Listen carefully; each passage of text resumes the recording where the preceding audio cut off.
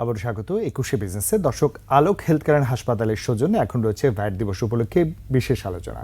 আর আলোচনার জন্য আমাদের সঙ্গে স্টুডিওতে উপস্থিত রয়েছেন জাতীয় রাজস্ব বোর্ড এনবিআর এর সদস্য মোহাম্মদ বেলাল হোসেন চৌধুরী। আমরা কথা বলছি তার সাথে।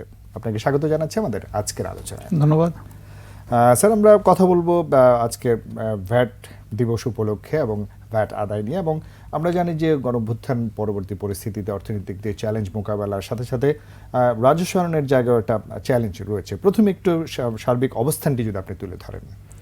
প্রথমে ২১শে টিভির মাধ্যমে যারা দেখছেন তাদেরকে ভ্যাট দিবসের শুভেচ্ছা। আমি মূলত জাতীয় রাজস্ব বোর্ডের সদস্য ভ্যাট নীতি হিসেবে দায়িত্ব পালন করছি। সরকার পরিবর্তনের পর আমাদের জন্য নতুন চ্যালেঞ্জ এসেছে এবং আমাদের জাতীয় রাজস্ব বোর্ডের নতুন চেয়ারম্যান জনাব আব্দুর রহমান খানকে পদস্থ করা হয়েছে। তিনি এসেই এটাকে ঢেলে সাজানোর উদ্যোগ নিলেন এবং প্রত্যেকটা ক্ষেত্রে যেখানে যেখানে আমাদের দুর্বলতা ছিল সেগুলোকে সবল করা, যেখানে সংস্কার প্রয়োজন সংস্কার করার জন্য তিনি উদ্যোগ নিলেন এবং কর্মকর্তাদেরকে বলে দিলেন যে মাঠে পরিশ্রম করতে হবে। তিনি মূলত একটা শব্দ এভাবে বলেন যে ভিক্ষুকের পায়ে লক্ষ্মী। আমাদের কর্মকর্তারাও যতটুকু বেশি করদাতার কাছে যাবে, যত বেশি তারা করদাতার সাথে সম্পৃক্তি পাবে, তত বেশি আমাদের কর আদায় হবে। তবে একটা বিষয় মনে রাখতে হবে, কোনো ক্ষেত্রেই করদাতা যেন হয়রানির সম্মুখীন না হন এবং তিনি যেন মনে কষ্ট না পান। সহনীয়ভাবে এবং সহনশীল মানসিকতা নিয়ে আমাদেরকে কর আদায় করতে হবে এবং কর আদায়ের যে লক্ষ্য আমাদেরকে দিয়েছে সরকার এই বছর ১,৭৭,০০০ কোটি টাকা, সেটা আমাদেরকে যে কোনো মূল্যে আদায় করতে হবে। এই দিবসকে ঘিরে আপনাদের অনেক বিষয় থাকে, তো সেক্ষেত্রে এবার যেহেতু একটু অন্যরকম সময় আপনি শুরুতে যেটা বলছিলেন, সেক্ষেত্রে যারা ভ্যাট দেয় তারা যেন সহজে ভ্যাটটি দিতে পারে সেই ধরনের কি ব্যবস্থা নিয়েছেন আপনারা? নতুন সরকার মূলত প্রাধান্য দিচ্ছেন অটোমেশন, অনলাইনে কর জমা দেওয়া, কোনো রকমের মানুষের সম্পৃক্তি ছাড়া, মানে করদাতাকে আমাদের অফিসে যেতে হবে, কর্মকর্তার সাথে কথা বলতে হবে, সেই ধরনের সংযোগ ব্যতীত অনলাইনে সব ব্যবস্থা করা। ইতিমধ্যে আমরা রেজিস্ট্রেশন, রিটার্ন এবং আমাদের ই পেমেন্ট এগুলো ইতিমধ্যে আমরা অনলাইন করেছি। ই ইনভয়েস অলরেডি একটা প্রকল্প নেওয়া হয়েছে, সেটাও চালু হচ্ছে। সেটা যদি চালু হয় তাহলে হয়রানির যে অভিযোগ আছে বা এখন যে বিষয়টা আসছে যে নতুনভাবে কিভাবে সরকার চিন্তা করছে, তার পুরোটাই সম্ভবত এটা প্রতিফলিত হবে। আচ্ছা, একটু আসবো ভ্যাটের হার। আমাদের উন্নয়নশীল দেশ হিসেবে আমাদের দেশে যে ভ্যাটের হার রয়েছে সেটি আমাদের পার্শ্ববর্তী অনেক দেশের সাথে তুলনা করলে অনেক ধরনের অনেকেই একটু অভিযোগই করেন যে আমাদের ভ্যাটের হারটি বেশি। আপনি কি সেটি মনে করেন কিনা?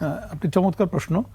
বেশির কথা যদি বলা হয় তাহলে আমি বলবো যে না, বেশি না। এটা যেমন পশ্চিমা বিশ্বে জার্মানি বা ইতালি, অন্যান্য দেশ যে সমস্ত স্পেন, এসব দেশে ভ্যাটের হার আমাদের চেয়ে বেশি। জার্মানিতে 23% আমার যদ্দূর মনে পড়ে, এবং আমাদের পার্শ্ববর্তী দেশেও কিন্তু এটা 20%, 18% অনেকের আছে। চীনে কিছুদিন আগে গিয়েছি, তাদেরও 15% ছিল, কোনো এক সময় তারা কমিয়ে 13% নিয়েছে, কারণ তারা ফুল অটোমেশনে যেতে পেরেছে এবং তাদের করদাতার যে পরিধি তারা সেটা বাড়াতে পেরেছে। তা আমাদের যেই বর্তমান প্রেক্ষিত যে আমাদের সকল করদাতা এখনও পর্যন্ত কম্পিউটার ব্যবহার করেন না, সবাই অটোমেশনের আওতায় আসতে পারছেন না, সবাইকে আমরাও ওইভাবে জবাবদিহিতার মধ্যে আনতে পারছি না। এবং ভ্যাটের হারের যে বিষয়টা বললেন, আমরা যেমন 50 লক্ষ টাকা পর্যন্ত যারা ভ্যাট দেন তাদেরকে আমরা অব্যাহতিতে রেখেছি। 50 লক্ষ টাকার পর থেকে ভ্যাট শুরু হবে টার্নওভার, এবং এর পরেও আমাদের 15, 10, 7.5, 5 চারটা হার রয়েছে। হ্যাঁ, এর কারণ ছিল যখন আমরা নতুন আইন, এই অনলাইন ভিত্তিক নতুন আইন যখন আমরা চালু করতে গিয়েছি, 2012 সালে আইন পাশ হয়েছে, আপনি জানেন। 2019 সালে সেটা কার্যকর হয়েছে। এটা করার সময় ব্যবসায়ীদের সাথে আলাপ আলোচনা করে তাদের সুবিধার্থে আমাদেরকে কিছু ব্যবসায়ীকে সুবিধা দিয়ে দেশের শিল্প, দেশের যে সমস্ত জরুরি সেবা আছে তাদেরকে সংকুচিত ভিত্তিতে মূল্য নির্ধারণ করে, মূলত ওইটাও 15%, কিন্তু তাদের মূল্যটা নির্ধারণ করা হয়েছে বা কর আরোপযোগ্য যে ভিত্তি সেটাকে কমানো হয়েছে। এই কারণে আমাদের বিভিন্ন হার আছে। তবে আমাদের মূল উদ্দেশ্য, মূল লক্ষ্য হচ্ছে আমরা এটাকে একটা হারেই চলে যাওয়া 15%। আচ্ছা, এই অনলাইন ভ্যাট যেটা আপনি বলছিলেন যে আইনের পরে বাস্তবতা নিরিখে প্রয়োগ করতে অনেকটা সময় লেগেছে, এখন যে অবস্থা আমরা ইলেকট্রনিক ভ্যাটের কথা শুনছি, কিন্তু সেটি আসলে কতটুকু এগিয়েছে? এটা আমাদের গত বছর যে ইএফডিএমএস চালু করা হয়েছিল সেটা যতটুকু প্রত্যাশা ছিল আমাদের, সেই প্রত্যাশা অনুযায়ী সেটা কাজ করেনি। আমাদের বর্তমান যে চেয়ারম্যান তিনি অটোমেশন ব্যাপারে খুবই আগ্রহী, উদ্যোগী। তিনি আগে অর্থ বিভাগে ছিলেন, এই বিষয়গুলো সম্পর্কে অনেক তার ধারণা পরিষ্কার। এবং আপনি জানেন যে নেতৃত্ব যদি সঠিক না হয়, নেতৃত্ব যদি সঠিক নির্দেশনা না দেয়, তাহলে অনুসারীদের পক্ষে কাজ করা কঠিন। তা আমি মনে করি যে এখন বর্তমান নেতৃত্ব এটা খুব সফলভাবে আমাদের মাননীয় অর্থ উপদেষ্টা, মাননীয় প্রধান উপদেষ্টা তরফ থেকে নির্দেশনা আসছে। বর্তমান চেয়ারম্যান সমস্ত এনবিআরকে, যে আমাদের 3টা উইং আছে, আয়কর, ভ্যাট, কাস্টমস, 3টাকেই একটা পেজে সমস্ত বিষয়, সমস্ত কর আদায়ের যে প্রক্রিয়া পদ্ধতি সবকিছুকে অটোমেশন আওতায়নের জন্য একটা ম্যাপিং করছেন। এবং কমপ্লিট ম্যাপিং যদি শেষ হয় এবং আমরা যদি সফলভাবে করতে পারি, তাহলে আশা করা যায় যে আমরা যে উদ্দেশ্যে কাজ করছি সেটা সার্থক হবে। আমরা একটা ছোট্ট বিজ্ঞাপন বিরতি নিয়ে নিচ্ছি, তারপর আবার আলোচনায় ফিরে আসবো। প্রিয় দর্শক, নিচ্ছে একটা বিজ্ঞাপন বিরতি, আমাদের সাথেই থাকুন। স্বাগত আবারও 21শে বিজনেসে। দর্শক, বিরতির আগে দেশের ভ্যাট দিবস ও জাতীয় অর্থনীতিতে ভ্যাটের অবদান নিয়ে আমরা কথা বলছিলাম জাতীয় রাজস্ব বোর্ড এনবিআরের সদস্য মোহাম্মদ বেলাল হোসেন চৌধুরীর সাথে। তার সাথে আবার আলোচনায় যুক্ত হচ্ছে। আর দর্শক, 21শে বিজনেসের এই পর্বটি দেখছেন আলোক হেলথ কেয়ার হাসপাতালের সৌজন্যে। আমরা যে আলোচনায় ছিলাম সেখান থেকে আবার শুরু করতে চাই যে আমরা যারা ভ্যাট দিই, গ্রাহকরা ভ্যাট দেয়, কিন্তু অনেক সময় অভিযোগ আসে যে সে ভ্যাটটি সরকারের কোষাগারে যায় কিনা, এটি নিয়েও কিছু মিশ্র প্রতিক্রিয়া আছে। সে জায়গাটা আপনি কিভাবে দেখছেন? এটা একটা ঢালা অভিযোগ। মূলত যিনি ভ্যাট আদায় করেন তার কাছে কিছু প্রমাণ থাকে, ডকুমেন্টেশন থাকে, আমাদেরও কিছু নির্ধারিত কাগজপত্র দেওয়া আছে। এটা যদি হতো তাহলে গত বছর আমাদের এই 3,70,000 কোটি টাকা টার্গেট তো আমরা উত্তীর্ণ হতে পারতাম না। হ্যাঁ, কোথাও কোথাও ছোট ছোট এরকম বিকৃত ঘটনা ঘটতে পারে, সেটা হচ্ছে যে রিটেইলে অথবা রেস্টুরেন্টগুলোতে আমরা এই ধরনের অভিযোগ পেয়েছি, সেগুলো আমরা অ্যাড্রেস করেছি। তবে ভোক্তার কাছ থেকে নিয়ে করদাতা জমা দেন না, এটা হলে করদাতাদের প্রতি একটা অসম্মান করা হবে এবং যারা যিনি আদায় করে দিচ্ছেন তার যে প্রচেষ্টা সেটাকেও অবমূল্যায়ন করা হবে। আমি মনে করি এটা একটা যৌথ প্রক্রিয়া এবং একটা দেশাত্মবোধের একটা বিষয়। যিনি করটা সংগ্রহ করছেন তারও দেশপ্রেম থাকতে হবে, যিনি দিচ্ছেন তার তো আছেই। আমরা যারা আছি তাদেরকেও এটা সহজভাবে এটা নিয়ে চিন্তা করতে হবে। পাশাপাশি করটা ঠিকমতো আদায় হলো কিনা, এখন যেভাবে অফিসাররা কাজ করছে আমরা আরও বেশি করে এটা মনিটরিং করার জন্য তাদেরকে বলে দিয়েছি, তারাও কাজ করছে। আরেকটি অভিযোগ নিয়ে আলোচনা করতে চাই যে আমরা জানি এখন সুপার স্টোর কালচার বাড়ছে আমাদের দেশে। সেক্ষেত্রে একই নিত্য প্রয়োজনীয় পণ্য যেটা আমরা হাট বাজার থেকে কিনছি সেখানে হয়তো তারা ভ্যাট দিচ্ছে না, কিন্তু যারা এই ধরনের ব্যবসায় সম্পৃক্ত হচ্ছেন তারা ভ্যাট দিতে হচ্ছে তাদের, এই ধরনের অভিযোগটি থাকে। এটি কতটুকু যুক্তিযুক্ত? দেখেন, একটা সরকারকে তো কর আদায় করতে হবে এবং কর আদায়ে যিনি যার সামর্থ্য আছে, যিনি কর দেওয়ার সামর্থ্য তার কাছ থেকেই করবে। এই অভিযোগটা অমূলক না, এটা সত্য অভিযোগ। কিন্তু সুপার স্টোরে কারা যান? মূলত যাদের সামর্থ্য বেশি আছে এবং একটা জায়গায় একটা উইন্ডোতে তিনি সবগুলো সেবা পাবেন সেই রকম। তো যিনি এই সেবাটা পান সেইটুকুর বিনিময়ে তিনি প্রতি 100 টাকায় করযোগ্য যেটুকু, সব কিন্তু করযোগ্য না, যেমন ফসলি যে সমস্ত পণ্য আছে, ধান, হ্যাঁ, কৃষি পণ্য, সেগুলো থেকে ভ্যাট আদায় করা হয় না। বিদেশ থেকে যেগুলো আসে সেগুলোর 1.5% ট্যাক্স। 100 টাকায় 1.5 টাকা খুব বড় কিছু না, কিন্তু কখনো কখনো যারা মানে মধ্যবিত্ত বা নিম্নবিত্ত আয়ের মানুষ তারা সুপার স্টোর থেকে কিনতে গেলে তাদের জন্য কষ্ট হয়। কিন্তু এই সংখ্যাটা খুব কম। সরকারকেও কর আদায় করতে হবে, আমাদেরকেও কর আদায়ের মনোবৃত্তি বজায় রাখতে হবে। এর মাঝামাঝি থেকে আমরা চেষ্টা করব এই বিষয়টাকে সহজ করে দেখার জন্য। আরেকটা বিষয় আছে, সেটা হলো যে নাগরিকরা, এটা কিন্তু ভ্যাট পরোক্ষ কর, যিনি করটা দিচ্ছেন তিনি কিন্তু জানেন না আসলে তিনি কর দিচ্ছেন। এবং এটা ইন্ডাস্ট্রি থেকে একটা পণ্য উৎপাদন হয়ে সেখান থেকে ফ্যাক্টরি প্রাইস, রিটেল প্রাইস পর্যন্ত আসতে বেশ কয়েকটা পদক্ষেপে এখানে মূল্য সংযোজন হয়।